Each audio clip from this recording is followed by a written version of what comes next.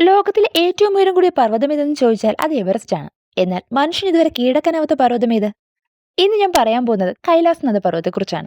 ഹിന്ദു ബുദ്ധ മതക്കാരുടെ വിശ്വാസം അനുസരിച്ച് ഇത് ശിവന്റെ വാസസ്ഥലമാണ്.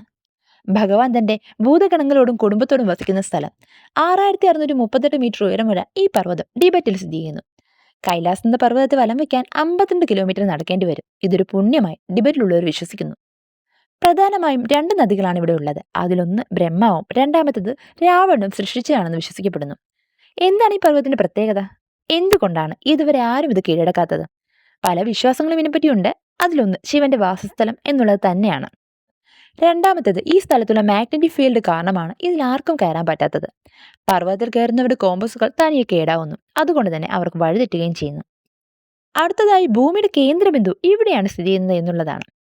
അടുത്തായി പറയപ്പെടുന്നത് കൈലാസനാഥ പർവ്വതം ഭൂമിയിലുള്ള ഒന്നല്ല, അത് ഏലിയൻസ് ഭൂമിയിലേക്ക് വന്നപ്പോൾ കൊണ്ടുവന്നതാണ് എന്നുള്ളതാണ്. അതുകൊണ്ട് തന്നെ കൈലാസം സ്ഥിരമായി മാറ്റങ്ങൾക്ക് വിധേയമാകുന്നു. അവസാനത്തത് ശംബാല എന്ന രഹസ്യ സ്ഥലം ഇവിടെ സ്ഥിതി ചെയ്യുന്നു എന്നുള്ളതാണ്. ഭഗവാൻ കൽക്കി അവതാരം എടുക്കാൻ പോകുന്നത് ഇതേ ശംബാലയിൽ തന്നെയാണ്. ചന്ദന വരെ കീഴടക്കിയ മനുഷ്യൻ കൈലാസ പർവ്വതം എന്നും ഒരു അത്ഭുതം തന്നെ. എന്തായാലും നിങ്ങൾ ഇതിലേതാണ് വിശ്വസിക്കുന്നത്? നിങ്ങളുടെ അഭിപ്രായം അറിയിക്കാൻ മറക്കണ്ട. എന്റെ വീഡിയോ ഇഷ്ടപ്പെട്ട സബ്സ്ക്രൈബ് ചെയ്യണേ. അടുത്ത വീഡിയോ കാണുന്നവരെ നിങ്ങളുടെ സ്വന്തം നിച്ചു.